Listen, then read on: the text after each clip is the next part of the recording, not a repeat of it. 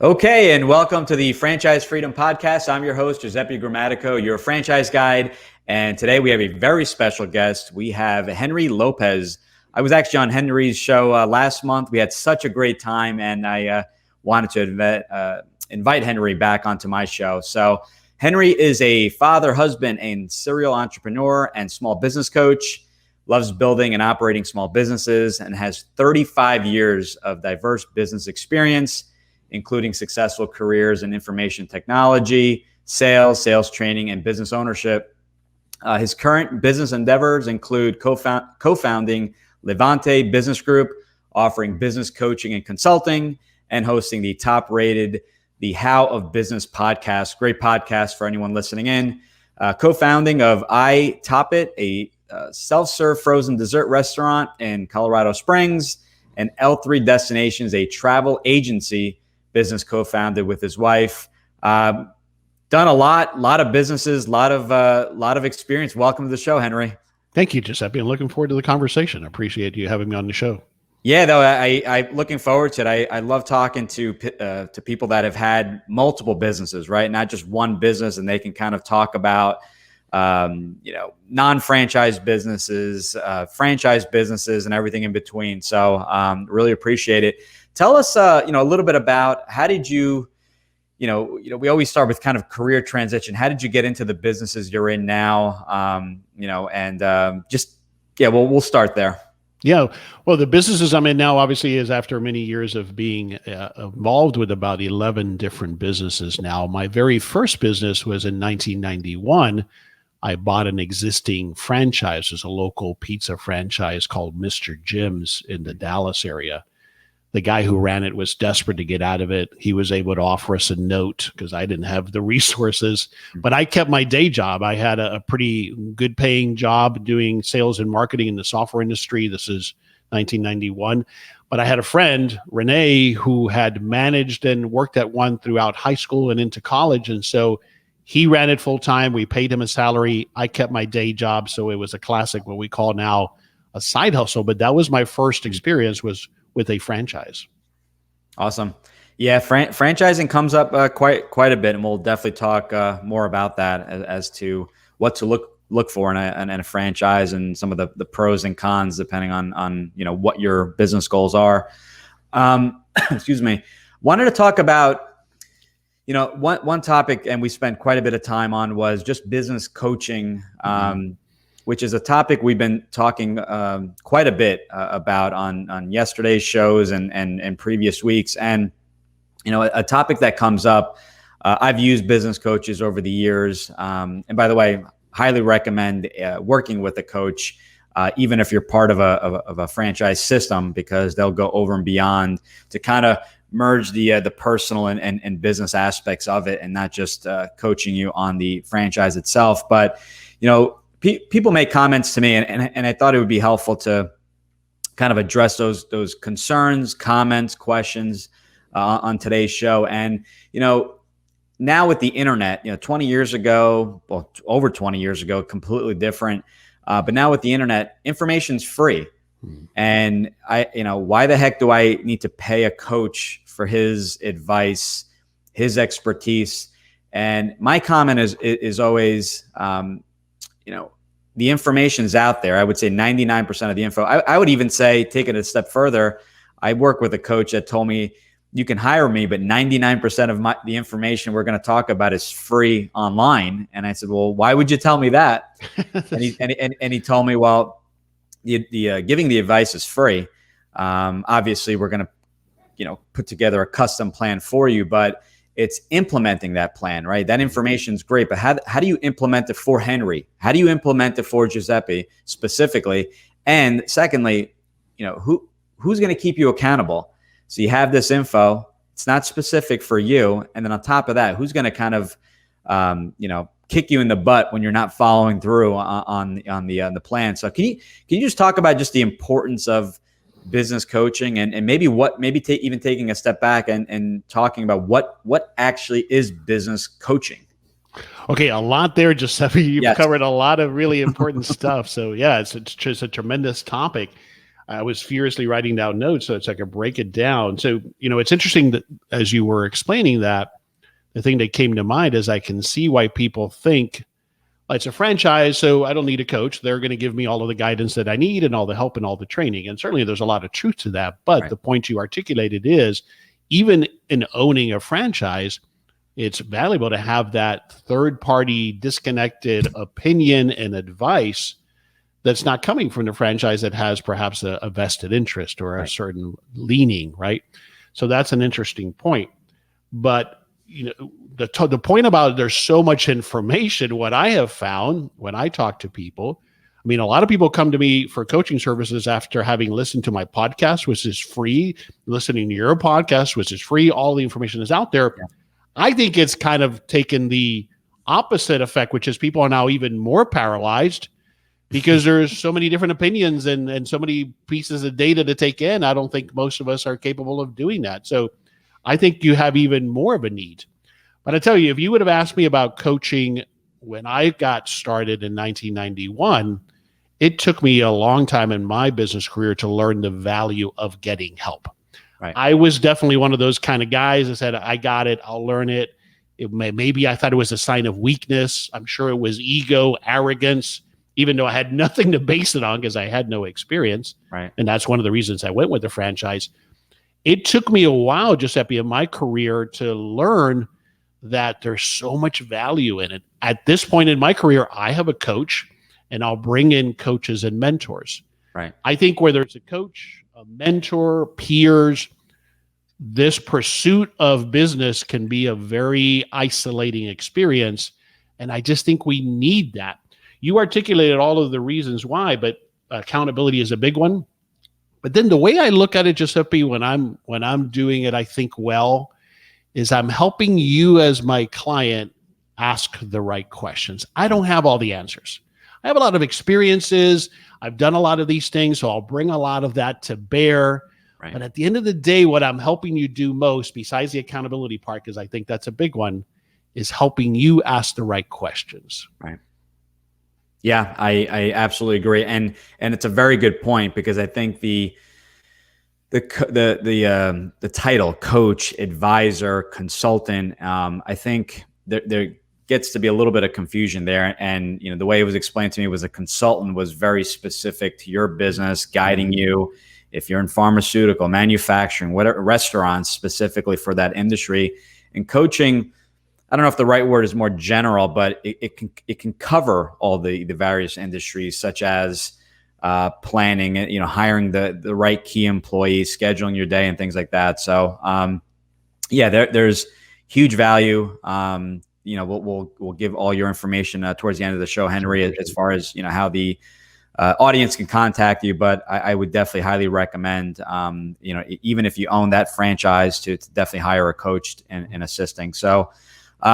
Switching gears. So, you had mentioned that you had owned franchises and, maybe talk about your thoughts on franchising and we talked about right before the show, 4 key areas that you look at when analyzing a franchise. Yeah, I've summarized it. I used to have 3 critical areas, but I added a 4th in learning from people like you and other folks that are experts in franchises. And they're the obvious things, but these are the things I always advise and that I look at as my criteria when I'm evaluating a franchise. I've mentioned to you one of my current businesses is I'm my minority partner. I helped my cousin as his business coach look for the next business for him. Mm-hmm. It was like a 1.5-year process. And he narrowed it down to the franchise that I invested in with him called Office Evolutions, as executive suites and co-working space. And we just opened our location last year in the middle of COVID in a suburb of Fort Lauderdale, Florida. So we've struggled through that. And I think I mentioned to you before, I don't think I 5 years ago, I don't think I would have ever gone into a franchise again because I felt like it's too restrictive for me, all of those things. But that aside, the 4 things are pretty obvious. The brand, what value does the brand offer me? Mm-hmm. And depending on the franchise, it might be greater or less. If it's a younger franchise, it may not have much of a national brand. That doesn't mean it's a bad choice. It's just something to consider. But that's one of the things I think as a franchisee that I'm buying into is an established brand to some level. and the benefits that that brings me. That could be that that brand has name recognition in my area, and so that's something I don't have to build over years, right? When I bought into Mr. Jim's, it was an established brand in the Dallas area, and so that was beneficial to me, and I am paying for that by becoming part of the franchise. Right. The other one is leverage. The pizza franchise is a perfect example. If I had Henry's Pizza and I went to try to buy cheese, I'd be paying a lot higher price than we were able to negotiate as a franchise. They were buying tons of cheese literally a year and contracting that and getting me a much better price than I ever could have paid. Now, that doesn't apply to all franchises. Not all franchises have that component of it. But even in some cases, they might facilitate equipment. They might facilitate financing or connecting me with financing. There's all kinds of leverage that that system has. Right. It might be more beneficial for me from a lending perspective because the franchise has some leverage, some name recognition. And then at the heart of it, of course, is the systems, right? That has to be there. That's what I'm buying. And by the systems, it's everything that you talk about on your show, from the training to the manuals to how to run this. I'm buying a franchise because somebody else has invented this mousetrap, and now I'm going to replicate that business model, right? And that is at the heart of what I'm buying. The fourth thing that I've added recently is the network effect, the network value. And this really got highlighted for me as I was helping my cousin Eddie choose Office Evolution. In talking with the other franchise owners around the country, it was obvious to us that it was a very generous group of people who were vested in helping each other, who were very transparent and very forthcoming with information.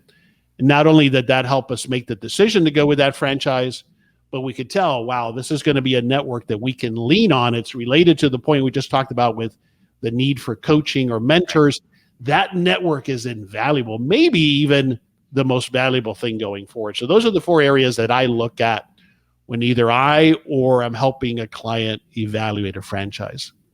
Yeah, those are great. Very, very thorough. And I always like to say when we're evaluating franchises too, that, franchises, I don't even call it an industry. It's a business. It's a proven business model. So you're evaluating, lots of the same things. Obviously, to your point, investing in a franchise, there's some advantages. I don't think there's ever pros and cons to both. It's more of what's the better match for you.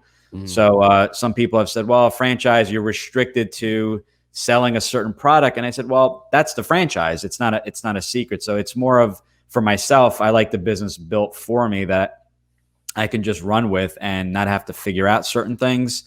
In other cases, which I've seen trends, is that some people end up buying franchises as a stepping stone or springboard just to get them in business ownership, because they have a startup business plan, sits on their laptop, and it just sits there for decades and decades. So it almost says, okay, you're in business ownership. It could be in a completely different business, but it just gets you into that mindset. You have a team, that network that's constantly motivating you and pushing you to do well, because the better you do, let's be honest, the better the franchise is going to do, because they're going to make typically, for the most part, a percentage on your gross revenue. And the group at Office Evolution, great group. I know them well.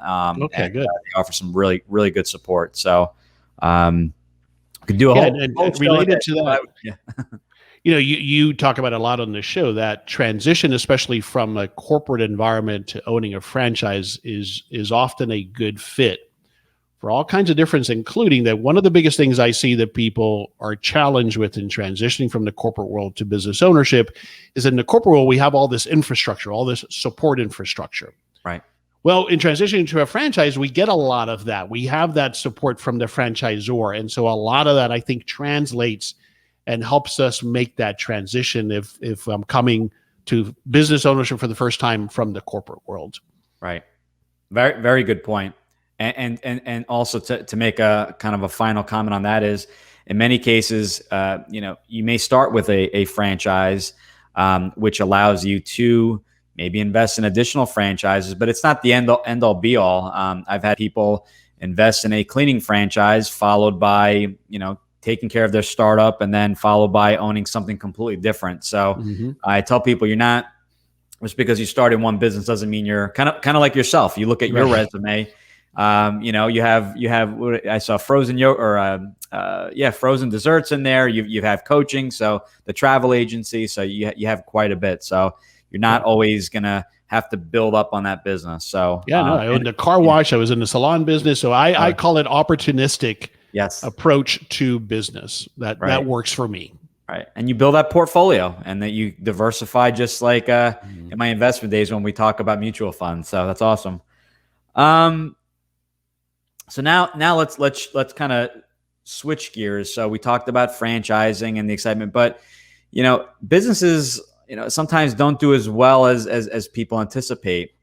Even with franchising, you have a system, a proven system. But not all franchises are built the same. So, can you talk a little bit about why franchises, or maybe not franchises, the corporate office, but the franchisees, why do they fail? Yeah, no, it's such a great point, I think, Giuseppe. And as it relates to franchising, I think it's a critical point. And you help people with this because I've seen this perception that, it's a franchise, therefore it's guaranteed to be successful. Right. It's not necessarily that people are saying that, but I know that's what they're thinking.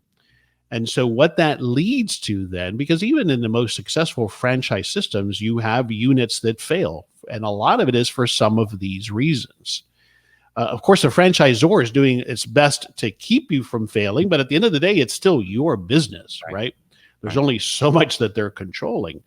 I think one of the biggest things that people make a mistake on when it relates to franchises is they think, well, the business model is proven. I don't really have to do much in the way of projections, meaning financial projections. And that is such a huge mistake. So, you hear it all the time where people are like, did you look at the numbers? Did you consider the franchise fee you're going to pay and the business model and when you're going to recoup that investment and the money you're going to have to put in up front? And it's almost like people surrender that responsibility or let go of that responsibility, hiding behind, well, it's a franchise, so it's going to be good. It's worked down the street, so it's going to work here. And boy, in my experience, nothing could be farther from the truth. I think your biggest responsibility, regardless of whether it's a franchise or your own, is to put together those financial projections to make sure the business model is going to work in your location. Right. A great example, Giuseppe, of one of those variables is what do I pay for? Let's say it's a brick and mortars franchise, and I got to lease space somewhere. Well, the cost for space can vary wildly, right? And if I don't look at those factors, or maybe the cost of insurance is significantly higher for me here than a franchise unit in another state. I don't know. Those things are variable. And if I don't look at those things, I get into it blindly, and then I'm surprised when I'm not making a profit. Right. So that's the first thing. The second thing that kills all businesses is a lack of capital. And primarily what I see, Giuseppe, is people go into the business cutting corners on working capital. They haven't realistically calculated break-even point, which is all part of that financial pro forma, those financial projections, to calculate accurately how much money do I need to carry me through this and through something that might happen, like COVID. Right. Now, listen, I don't know that anybody else could have prepared properly for something as impactful as COVID, but it's a great lesson in that we don't know, not us, not the franchisor has a crystal ball as to what's ahead 6 months after I open, or the day that I open for that matter. Yeah.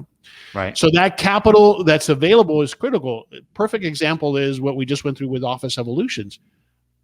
We opened in the middle of COVID, so we needed more working capital than we would have thought we did. And if we didn't have it, we would have to shut down. Yeah, great. Yeah, those are some great points. Did you have another one? I'm sorry, I didn't mean to. No, those are the two big things I think that's so important is, people need to listen to you and the guidance that you provide them in selecting a franchise, right? Just because that franchise has been successful elsewhere, there's no guarantee that it's going to be successful for you. You still have to do the due diligence and the research and the work to project how it's going to do and when will you break even, so that number two, you've got the working capital to get you there. Right.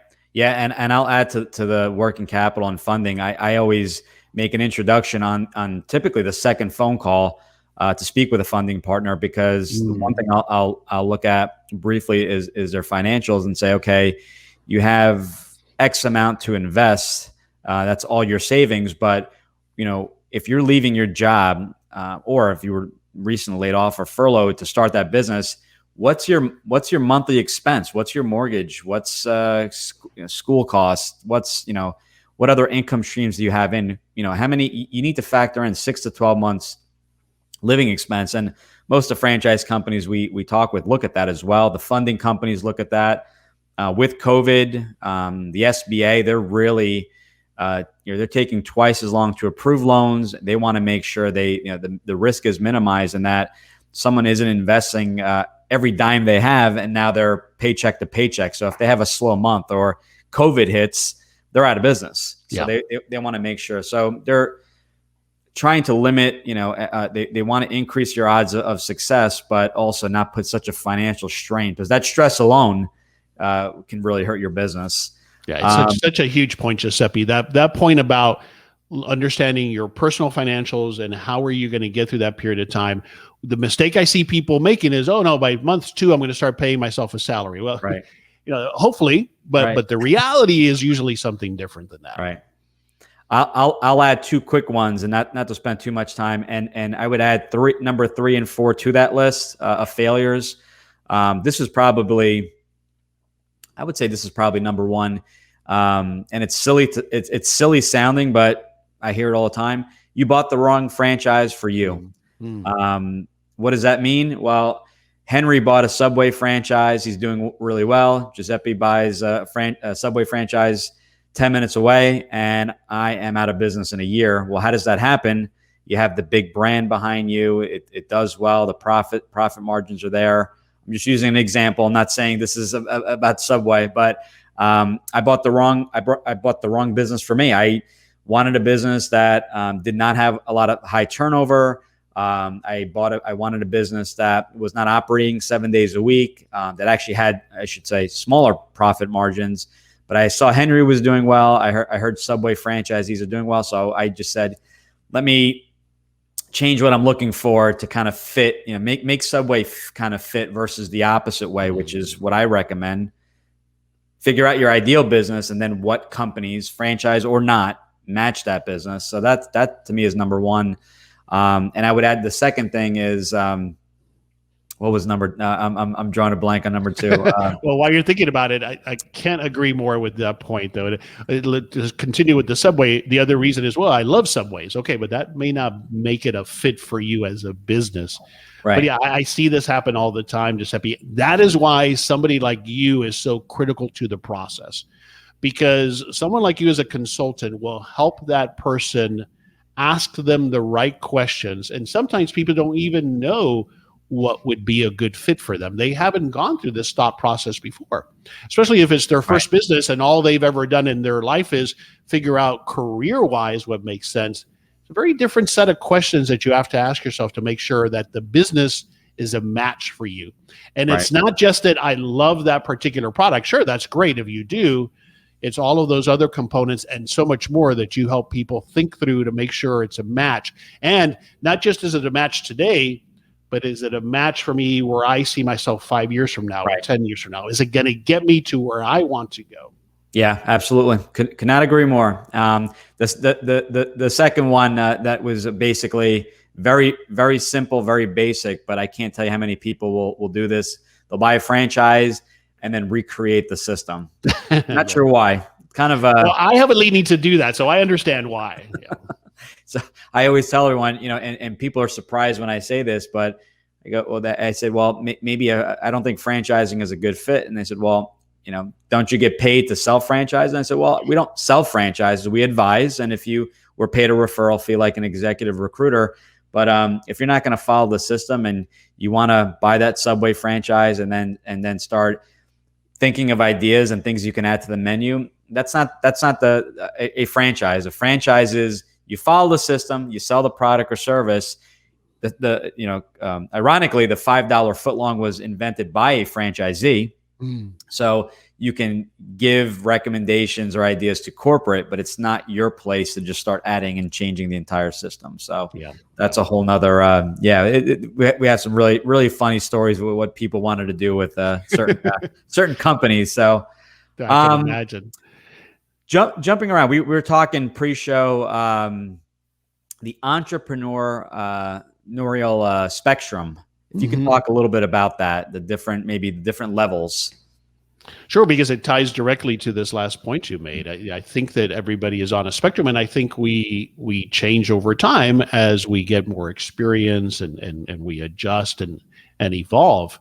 Certainly early on, but that's the hard thing is early on you have to try to assess who are you, and that's what you do very well.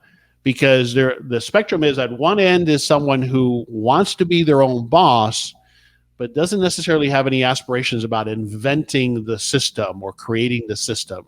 They just know they're ready to make that transition from somebody else setting a limit and creating wealth for somebody else, and now they're ready to create wealth for themselves. Right. And so that's one end of it. The other end is more someone like me. And was I there in 1991? Probably in spirit and thinking, but I wasn't able to articulate it. The other end is someone like me who wants to create something like iTop It, my frozen yogurt business, where I wanted to create it all from scratch. The brand, the look, the colors, right, the systems, the manuals, how we do it. I love doing that. I wanted to do that. I didn't want anybody else telling me what we would do, how we would do it, what price to put on it, what menu items were. I wanted to decide all of that. So that's at the other end of that spectrum as an entrepreneur. Now, there's no right or wrong answer as to where you fall. Mm-hmm. It's the point you were making a moment ago about being honest, but you need the help of somebody like you, especially in the early days, because you may not know. You may not know the questions to ask yourself to determine where do you fall on that spectrum. Yeah. I agree. And to your point, you nailed it. There's no right or wrong. People always, they want the answer. It's like, is a franchise better than a startup? Is this the right approach? And I go, what's the best, even taking, when in my financial days, what's the best investment? And I remember when I got into the investment world back at Payne Weber, so right before that, the UBS merger. And I remember the broker that got me into the office, I guess when they were called brokers, now financial advisors and consultants. But he said, we were talking about mutual funds, and he goes, do you know what the hot mutual fund is? Or I asked him, and he goes, what month do you want? And I go, what do you mean? So he pulled out Money Magazine and go, here, this is January, this is February, this is March. He goes, who gives what? He goes, we need to figure out what the right investment is for you. So I said, well, I'm at the time, I think I was 18, 19 years old. And, wow. And he's like, and I was interning, licensed, just became a licensed advisor. And he said, what are your goals? And I go, what do you mean? I want to make, a high return. He's like, no, what are your goals? What do you want to end up doing? You're here. So maybe you want to become a broker or a financial advisor. When do you want to retire? Is travel in the works? And he opened me up to a completely new world. I'm like, wow, I can actually prioritize all this stuff, right? It's not all about just, there's the money bucket, there's this bucket. There's no separation between business and personal. It's all together. It's one life. When you look at it, it's like, okay, we all have 24 hours in a day. What do we do with that time? How much money are we making? Where are we working? I have people paint that picture, and people look at me like I'm crazy, saying, well, how is that relevant to a franchise? I said, it's completely relevant, because we need to figure out what your life looks like, and then franchising, non-franchising, stock trading, investing, real estate. These are all vehicles to get you to where you want to be. If you are not, if you are risk adverse, don't like risk, we're taking stock trading off the list. We're taking emerging franchises off the list. There's ways to narrow in on, the various vehicles to get you there. So really good stuff. And the point I want to drive home is there's no right or wrong, and that's right. Using someone like Henry, that's, by the way, and I don't know if I had mentioned this in the beginning, when I was in the corporate world, I'd never heard of franchise consultants or advisors, what I do. And most people I talk to, 9 out of 10, still have not heard of what we do. And they're shocked that like, oh, wow, I didn't realize there was someone out there. But more importantly, so I work with a business coach, and that business coach who told me there's no separation between personal and business, they kind of all work together. We figured out together that employment was not the route for me. Not that it's wrong, nothing wrong with it, right. But we also figured out I like systems in place. And that was my, from the book, I'm looking at my bookshelf, what color is your parachute? She said, the color of your parachute is, you want to run with systems. And I still remember that. That was on our second coaching call, 16, 17 years ago. I forget how many years ago it was, but wow. in that range. And I still remember that. I still speak with her on occasion, checking at least annually. But you want to run with systems. And that was the right fit for me. Some people will say, well, real estate's the best way. Not necessarily the right fit for me. For me, it's too big of an investment for the return. It's more, I look at it more passive than me being a little bit more active in the business. Different ways of viewing it. But it's not an interest of mine, nor I just don't find it attractive. So I don't invest in real estate aside from my home. For other people, they love it. So it's kind of what they were taught from generations and generations. So I know I talk a lot about that, but I want to make that clear because I get the same questions daily. So I think I'm just going to share this podcast before each call and remind them. Listen, well said. I couldn't agree more. That point about I make all the time that a business is one of your vehicles to get you to where you want to go longer term. I couldn't have said it better. So talk to us more about just, what you do and who you help, because I personally work with a coach and that, back then I was young and it was expensive. It was right before I recently married, just bought a house. And I'm like, wow, this is a lot of money to spend at the time. Looking back, it was the best investment. It was better than any stock market investment. It was an investment in myself. Right. You hear Warren Buffett talk about what's the best investment you can make. I have $1,000 just posted recently. What's the best investment? He didn't say Berkshire, which obviously you can't buy for $1,000. He's like, invest in yourself, buy some books, work with a coach. Talk to us, who you serve, who you're able to assist, because there are a lot of people, kind of sitting on the sidelines, confused. They're not sure what to do. Business ownership, stay with my job. Who do you serve and who can you help? Sure. I primarily serve two people. If we think about it as individuals, it's that person who is aspiring to start their first business. They're probably in the corporate world, just like we made that transition. And so I understand that mindset. So it's helping them mostly for those people. It's a mindset help thing. It's a mindset shift. It's about getting over what I call the biggest fear to entering into business, which is the fear of the embarrassment of failure. And we could talk for another hour about that. But suffice it to say that that's one group of people that I help, is to get launched. They've had, like you said, that business plan that they've had in the drawer, or ideas are easy. Relatively speaking, that's the easy part. But do you get to a point where you're fed up of being the person who just talks about something or actually takes action? Right. So I help those people with getting on the path to taking action so that they can get launched. Then the other group of people are existing micro business owners like myself, who primarily what I'm helping them do is implement the systems that they don't know how to develop or implement.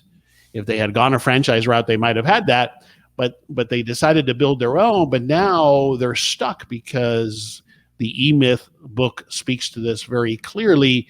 They're stuck in a lower paying job than they had before. The business is consuming them. And how do they build a business that starts to build equity and that allows them to actually realize all of those freedoms that they dreamt about when they got into business ownership? So those are the two groups of people I help. And the way I help them is through all of my free resources, just like your free resources, my podcast, and then through one-on-one coaching programs that I offer. So what do you, to someone that is not sure where to start, do they, you recommend they go to the podcast? Do they contact you directly? What do you, and where do they contact you? Sure. Thank you. Yeah. So the podcast is a great way for people to learn about me and my style and my approach, because I think in picking any professional, whether it's you as a consultant or me as a coach or an attorney, you want to get to know that person a little bit and make sure it's a right fit for you. So the podcast is a great way for the people to do that with me as it is with you, right? Listen to the podcast, see if my approach or the way that I think about things is a fit for you, because I'm not a fit for everybody. And Correct. then if you think it is, yes, a free coaching consultation is the first step in the process. And so you can find all of that at thehowofbusiness.com.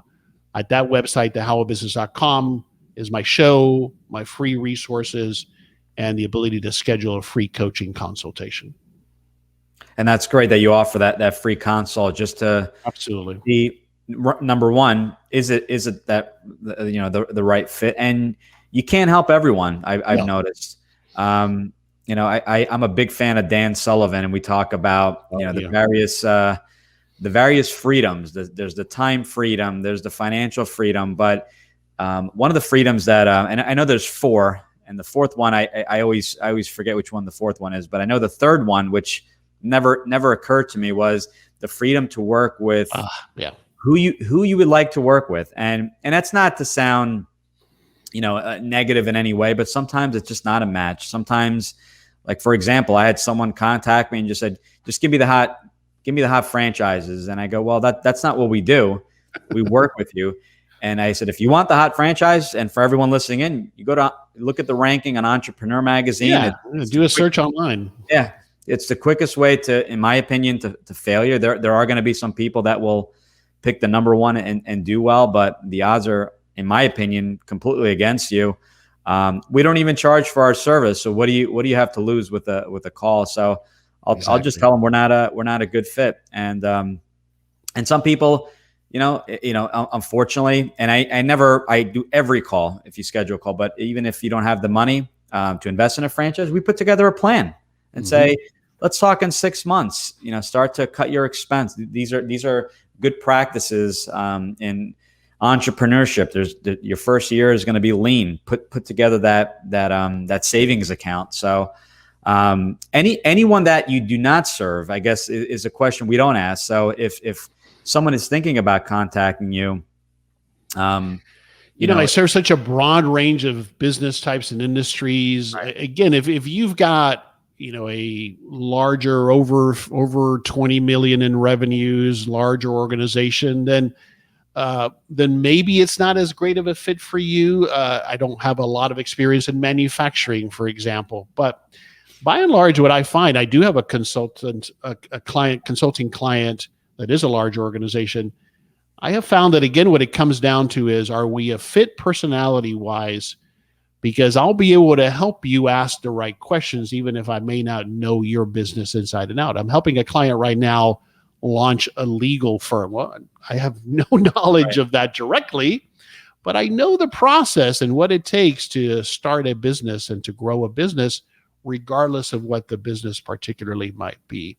Right. But my sweet spot is that typical traditional American micro small business that we all start, that we like to start, and that we struggle then with growing. That's my sweet spot, I think. That's great. Yeah, it's Henry, and we talked about this on the previous episode. Again, Dan Sullivan. I better get some royalties here. So if Dan's listening in, I love his book. And by the way, I'm not affiliated with Strategic Coach, just a big fan. The Who Not How. And if you read the book, quick read, I think it was 99 cents on Amazon around Christmas time.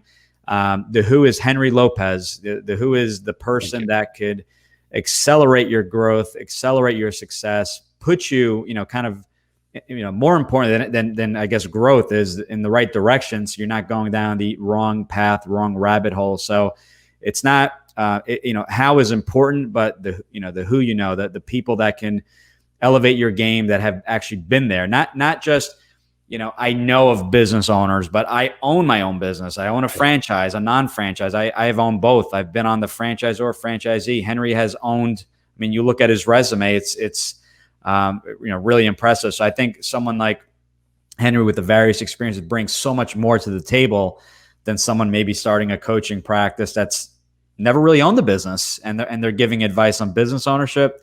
That's one of the things, one of the questions I have my candidates ask, have you owned the business when working with another coach or consultant?